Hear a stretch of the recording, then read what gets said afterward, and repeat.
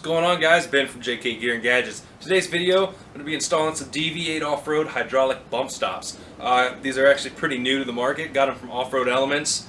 They're actually an amazing price. $340 shipped for two of them.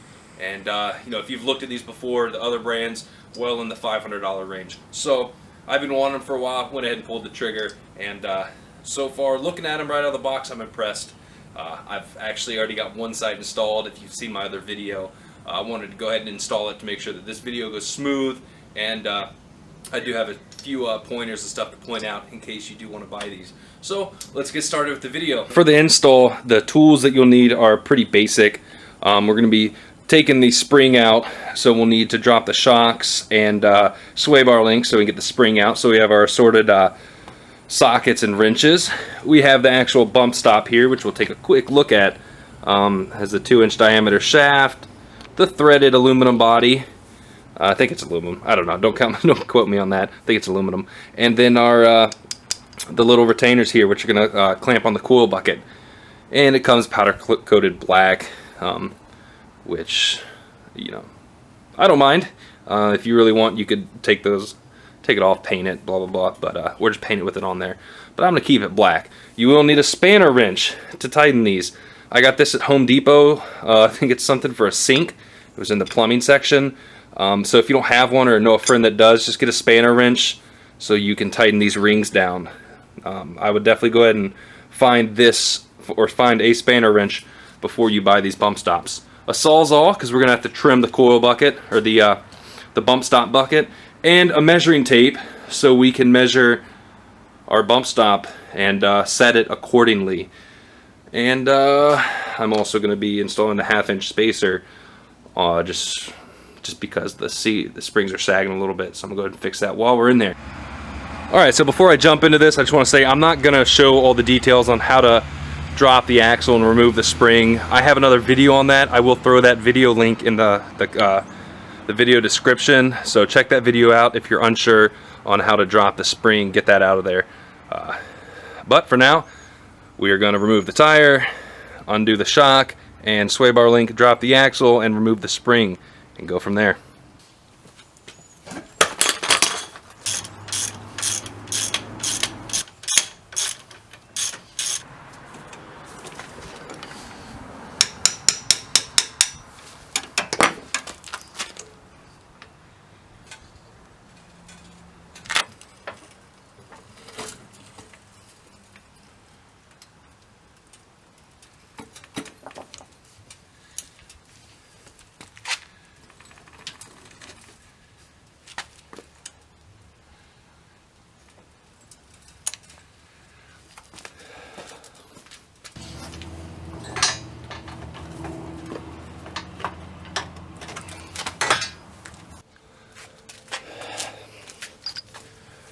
Alright, so let's talk about bump stops real quick for a minute.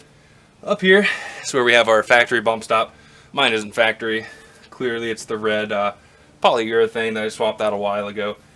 And down here we have our bump stop pads. I have 3 inches of bump stops. But what's going to happen is when you go over really big bumps, or you know, bottom out your Jeep, you've probably felt it before, really hard, heavy hit. It's when this hits that. As you can tell, that's not going to be a nice soft swoosh, but it protects your other components like your shocks or anything else from the axle from going too high up and hitting the frame. So that's where these are going to come in. We're going to mount this here. We're going to cut this, mount this here, and what it's going to do is slowly absorb that impact until it bottoms out. So there's going to be a lot more of a cushion when you hit full bump, opposed to a more really, you know, jarred reaction. So I'm excited to test these out and see how much they help. But yeah, that's what these are for, just in case you didn't know. So let's move on with the installation. Alright, now that we have our spring removed, first step we're going to do is measure the distance from the inside of this coil bucket to where our bump stop sits now. So we're going to get a flat edge, or straight edge, and our ruler, and find a spot up in there, and using our straight edge, measure how far it sits. And in my case, it's right around 7 inches. So the reason we're doing this is because if we've already had our bump stop set to the correct amount with our tire size and lift height, then we know that as long as the new bump stop is going to bottom out in this same spot, we won't have to make any changes. You can disregard this step if you have not figured out your bump stop's height. This is for setups that have already got everything figured out and adding this on now. So like I said, when I set it up, I'm going to want the distance from the inside here to the collapsed length on that bump stop to be exactly 7 inches, so I won't have to change anything else up. The next step is going to be to remove these bump stops that you have on your axle. Reason being is that getting the spring back in there with these bump stops on the bottom and a longer area up here, it's going to be very difficult trying to squeeze that spring in. You'll notice that once we install the bump stops, it's going to come down to about here, just because there's more room for compression. So trying to get the spring in there, up and over the bump stops down there is extremely hard. So we'll have to reinstall these bump stops with the spring on, which shouldn't be an issue as long as you have your bump stops that are about 1-inch increments. So you can slide one in, slide the other, and then slide the bolt in. If you don't have those, if you have, for say, a solid 3-inch bump stop spacer, you're probably going to have to drop the axle down even more to really slide that spring in. The next step in the install process is going to be to cut this, but first we have to mark it. We're going to go from the bottom lip, right at 2 inches, go 2 inches up from the bottom lip, make your line, do that in a few spots, and that's where we're going to be making our cut. So once we have that marked, we're going to go grab our Sawzall and chop it off. Make sure it's nice, even cut. You don't want to be off, have it sideways, crooked, because what that's going to do is throw off those mounting rings on the bump stop. We want them to be nice and flush, have contact all the way around. So if you do happen to have a cut that's a little sideways, go grab a grinder and make sure it's nice and level.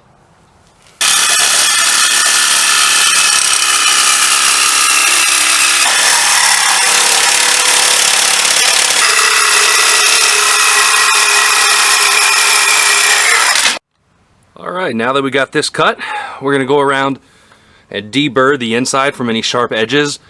Also, I'm going to touch up some of the paint spots where the Sawzall hit. So don't want any of that rust from happening as long as the inside ring where we cut. So I'm going to do that, let the paint dry, and then get back out here. But yeah, make sure the cut's nice and flat. Make sure there's no sharp surfaces, etc. You could either use a file or a sanding disc and make it nice and neat on the bottom cut.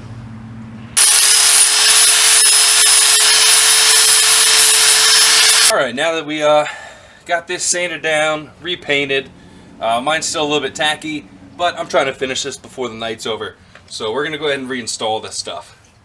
One thing I'd like to point out is that your isolators, your factory isolator, or any coil spring spacer that you have, you're going to want to install before you put this bump stop in. Also, you're going to have to take the bump stops out to change these anytime you want to add a coil spacer or take one off or whatnot. Reason being is these I don't even know what to call them, but those little fasteners here, the isolator aren't going to fit over that once this is installed. So got to make sure to slide these up and on before we install this. So as you can tell, I went ahead and took the top mounting rings off, and the bottom ones are on with the lip facing up. Gonna slide it up in there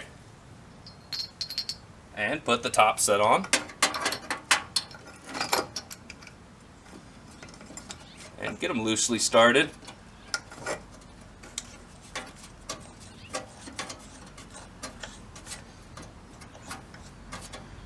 It'd probably be a lot easier if you went ahead and removed the inner fenders if you have them. Mine, I luckily have just enough room to snake in here, but you might find that you don't have enough room. So I can already tell that I'm gonna have to loosen these to drop the to raise this up some, so I can tighten this a little more.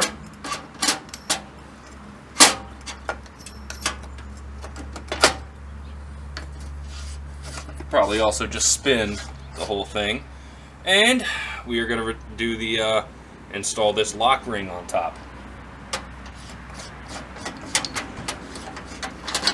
Snake that in there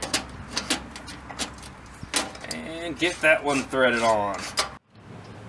Alright, so hopefully you remember before when I said that we want to take a measurement of where our factory bump stops sit. If we do that now, put it back up in the same location, my measurement was 7 inches. So as you can tell, I want this fully collapsed to sit right at 7 inches. So we're back where my bump stops were set up before. This right here measures out to be 1.25 inches. So all I have to do is add 1.25 inches to this mounting location. So right now it looks like it sits right at 6 inches. At 1.25 inches, I'm at 7.25, which is longer than how I previously had it set up. So I am simply going to thread this up. At this point, once we have those rings snug but not tight, is where we would attach our shock to the axle and put our bump stops back in and cycle the axle and the suspension to make sure that the bump stops are bottoming out before our shock is. And you could also add the tire on there to check your clearances. This step is extremely important if you haven't set up your bump stops before. But being that I have this set back to the exact 7 inches, and I'll still be running the 3 inches of bump stop extensions below, I know I'm safe. I've also have an extra few. I have about a 1/2 inch of shock left before I bump out all the way. So I know that this is set up good to go. But if you're not sure, definitely cycle your suspension, and you pretty much just do that with the spring off and check for clearances. So once you have that set, we're going to go ahead and tighten these rings. Get our spanner wrench and tighten these down. Simply going to put that in the channels, hold the bump stop, and tighten it down. So the middle rings are what you're going to use to tighten it, and then these top rings on the outside are kind of like a lock washer or a lock nut to prevent these inner ones from backing off. So you really only have to do one of the inners since it's going to pull on the other one, so it's almost easier to get access to this bottom one and crank on it pretty good. We're going to set this lock ring, which will turn in the same direction. And then we'll double check that this is tight and the top lock ring. You don't have to put a crazy amount of force behind it, but definitely make sure they're snug. Boom! Now that we got those rings tightened, all we have to do is reinstall everything. Overall, I'm super impressed with the looks of these.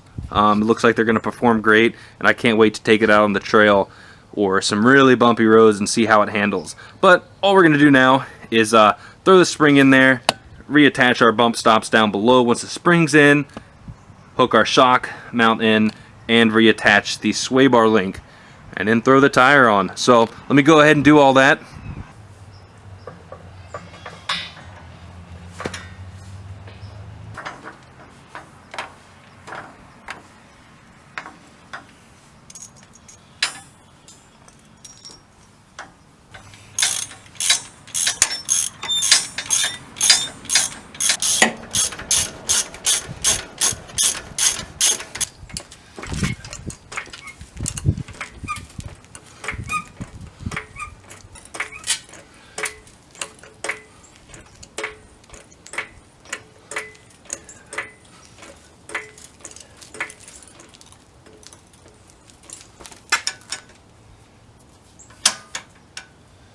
That's a wrap. As you can tell, it's really not that hard to put these guys in. Probably took me about 2 hours, and that's with filming. So I think they turned out really nice. They look good. Hopefully they function great. I'm going to be sure to make a review and test them out, get some good footage of that. But until then, make sure you like the video, subscribe, and check out the other videos. Thanks.